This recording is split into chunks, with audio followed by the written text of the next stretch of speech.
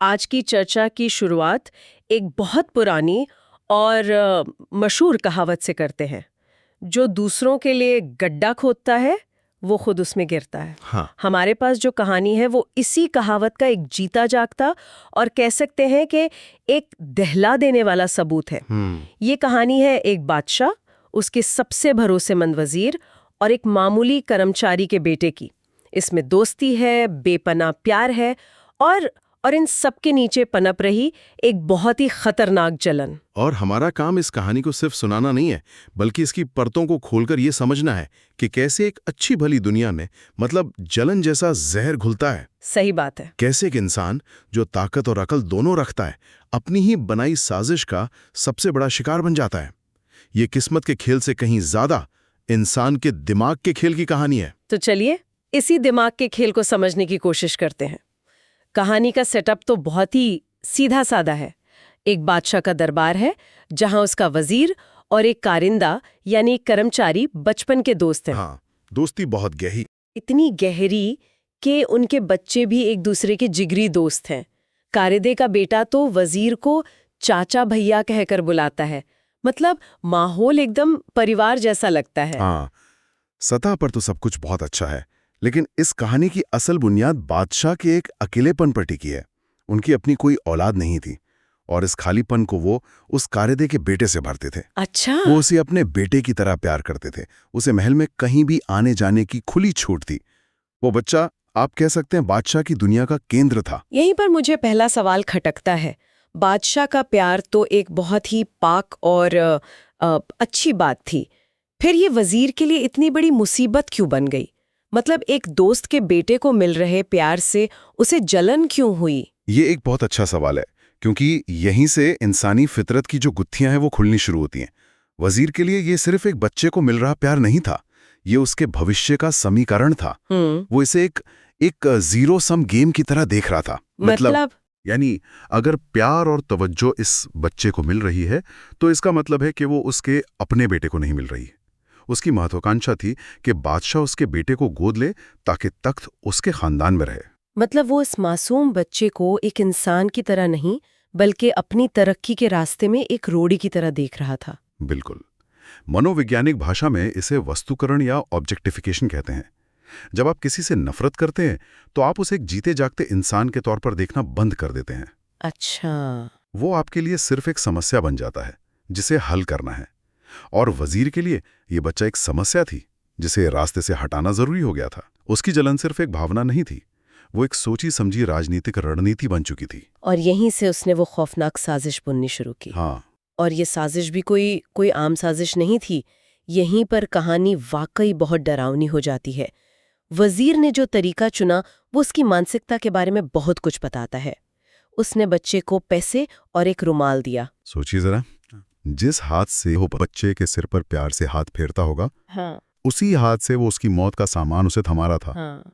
रुमाल, जो अक्सर प्यार और निशानी की चीज होती है, यहाँ मौत का पैगाम था। उसने बच्चे को गोश्त लाने भेजा और एक खास हिदायत दी, गोश्त बाजार में गली के नुक्कड़ वाली दुकान से ही लाना।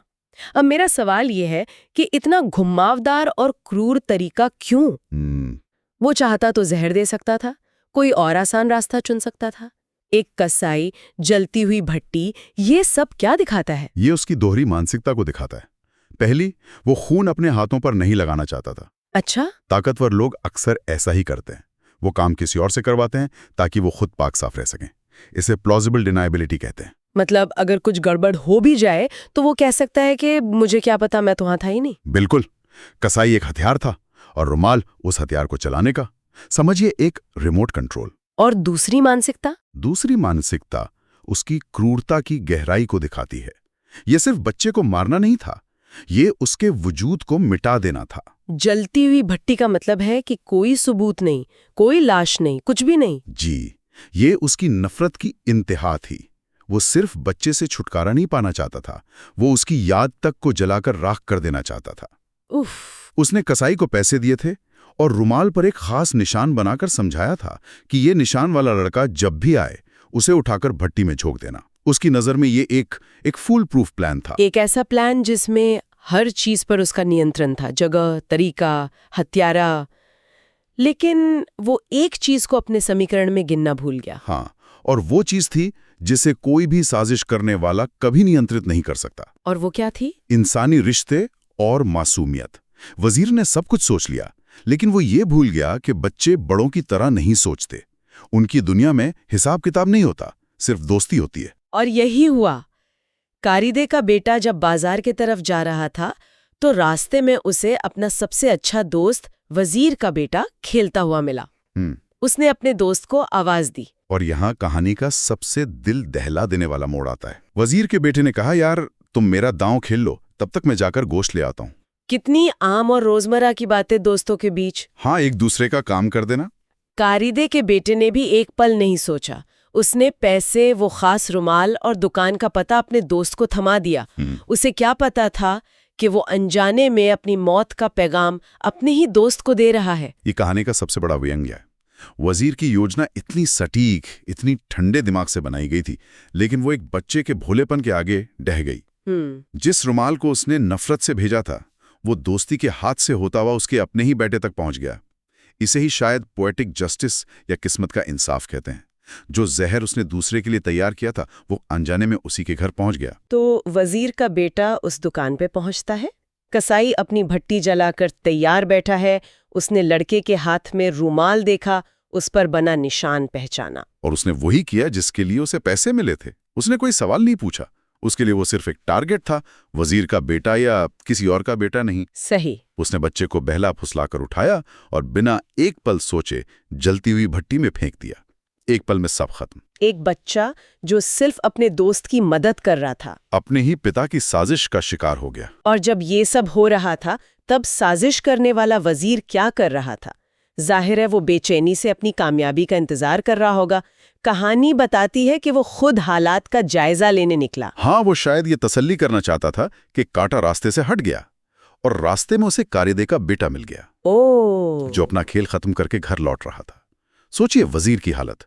उसने जिस बच्चे को मरा हुआ समझ लिया था, वो उसके सामने जिंदा खड़ा था। एक पल के लिए तो वो जरूर चौंक गया होगा, लेकिन फिर उसने खुद को संभालते हुए, शायद ये जानने के लिए कि प्लान में गड़बड़ कहाँ हुई, लड़के से पूछा, चाचा भैया गोश्त ले आया? इस सवाल में कितनी घबराहट और कितनी झूठी उम्मीद छिपी होगी। और लड़के ने पूरी मासूमियत से जवाब दिया, एक ऐसा जवाब जिसने वजीर की दुनिया को हमेशा के लिए तबाह कर दिया। लड़के ने कहा, चाचा भैया मुझसे रुमाल और पैसे तो भैया ले गए थे। उन्होंने कहा कि तुम मेरा दांव खेलो, मैं गोश्त लेकर घर चला जाऊंगा। और उसने ये भी कहा, मैंने भैया को नुक्कड़ वाली दुकान का पता भी बता दिया था। बस यही वो पल था। हर एक शब्द, भैया, रुमाल, दुकान का पता, वजीर के कानों में हथौड़े की तरह बजे होंगे। अपनी ही साजिश के सारे टुकड़े जुड़कर अब उसके अपने बेटे की मौत की कहानी सुना रहे थे। उस एक लम्हे में उसके दिमाग में क्या क्या नहीं घुमा होगा। उसका बेटा, वो कसाई, वो जलती हुई भट्टी, उसका पूरा फूल प्रूफ प्लान उसके सामने एक मजाक बनकर खड़ा हो गया था। ये तो एक तरह का कॉग्निटिव कोलैप्स है। बिल्कुल, जहां आपकी बनाई हुई हकीकत एक झटके में टूटकर बिखर जाती है। उसे समझ आ गया कि जो गड्ढा उसने खोदा था उसमें कोई और नहीं, उसका अपना ही जिगर का टुकड़ा गिर गया है। तो इस सब का क्या मतलब निकालें? क्या ये सिर्फ एक कर्मों का फल वाली कहानी है, या इससे कुछ और गहरा समझ सकते हैं? कर्मों का फल तो इसका सबसे सीधा सबक है ही, लेकिन अगर हम थोड़ा और गहरा उतरें तो ये कहानी हमें बताती है कि नफरत और जलन इंसान को कैसे कैसे अंधा बना देती है। वजीर अपनी साजिश में इतना डूब गया था कि वो अपने आसपास की सबसे बुनियादी सच्चाइयों को भी नहीं देख पाया। जैसे कि उसके बेटे और उस बच्चे की गहरी दोस्ती। हाँ, वो ये भूल गया कि दुनिया सिर्फ उसकी बनाई योजनाओं के हिसाब से नहीं चलती। ये बात भी सही है। उसने एक मशीन की तरह प्लान बनाया, लेकिन इंसानी भावनाओं के वेरिएबल को पूरी तरह नजरअंदाज कर दिया। बिल्कुल। और दूसरी बड़ी बात यह है कि ये कहानी हमें सेल्फ फुलफिलिंग प्रोफेसी का एक क्लासिक उदाहरण देती है। वो कैसे? वजीर को डर था कि कायदे का बेटा उसके बेटे का भविष्य छीन लेगा, उसकी खुशियां छीन लेगा, और इस डर को हकीकत में बदलने से रोकने के लिए उसने जो कुछ भी किया, उसी की वजह से आखिरकार उसके बेटे की जान चली गई। सही कहा। जिस तबाही से वो डर रहा था, वो तबाही वो खुद अपने हाथों से ले आया। सच में ये एक यादगार कहानी है जो सिर्फ एक नैतिक सबक नहीं देती, बल्कि हमें सत्ता, जलन और इंसानी रिश्तों की जटिलताओं के बारे में भी बहुत कुछ सोचने पर मजबूर करती है। और श्रोताओं के लिए एक विचार छोड़ जाते हैं। इस कहानी में तो वजीर को अपनी करनी का फल तुरंत और बहुत ही भयानक तरीके से मिल गया। हाँ, पर क्या असल जिंदगी में भी हर बुरे इरादे का नतीजा इतनी ही जल्दी और इतने सीधे तौर पर सामने आता है? या फिर वो हमारी जिंदगी में किसी और रूप में धीरे धीरे घुलता है, जैसे रिश्तों का टूटना, मन की शांति का खत्म हो जाना, या एक लगातार का पछतावा? शायद हर गड्ढे का पता हमें तुरंत नहीं चलता,